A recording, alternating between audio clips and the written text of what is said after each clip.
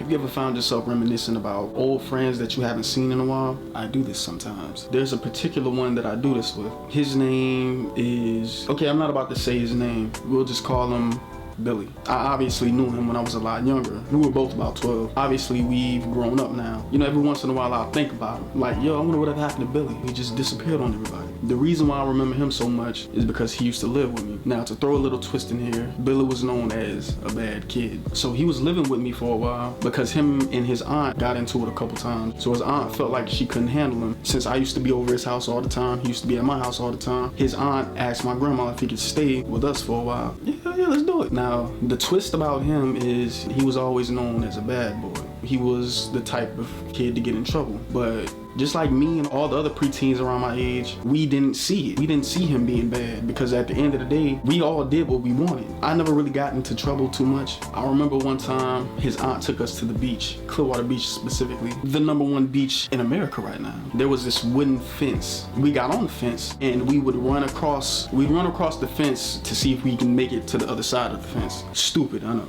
I'm running across the fence and I remember I was kind of losing balance as I was running and I fell.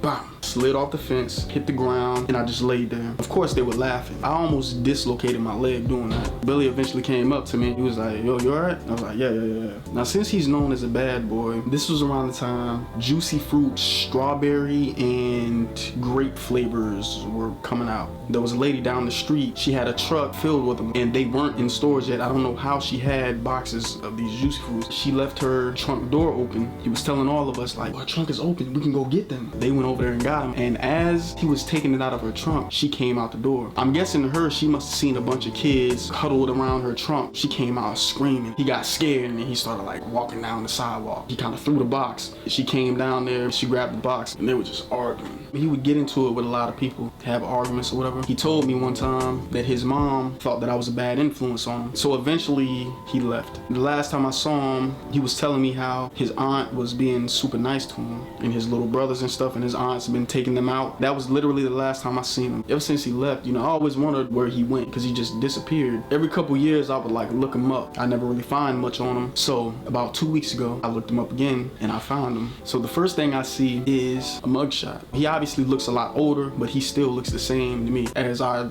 would too. I'm like, yeah, that's definitely him. The second thing I see a video. In the video, they're showing a police camera from the police's perspective in the police car, and there's a car in front of them. The car is obviously trying to get away. The car stops in front of a fence. Somebody emerges from the car. The person that gets out of the car is Billy. This is the first time I've seen him in years. He gets out of the car, he starts shooting at the police, and they're shooting back. He shoots the police officer. He drives off and gets away. He eventually gets caught. I'm reading the whole story and everything, and I'm seeing a bunch of stuff that he did. He shut down a high school, robbed somebody, and other stuff like that. So long story short, he's in prison for life. This kid that I always wondered about and whatever happened to him, I looked for him for so long. I finally find him. I can't even link up with him or nothing. Your life is just completely gone. There is no positivity in that. You're not even dead.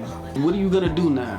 What are you gonna do now? I'm reading some of the comments, and the comments are saying stuff like, I'm glad they got that son of a bitch. What have you been doing for that person to even say something like that? His mom really thought I was a bad influence on him. In a sense, his mom was right, because if anything, I was the person that would have had an influence on him. I wonder what would have happened if I had stayed around him. Where would we both be right now? Could I have been brought down that same path? Hey, nothing gonna happen to me. It's crazy how our lives completely went differently, but it's funny how life turns out sometimes.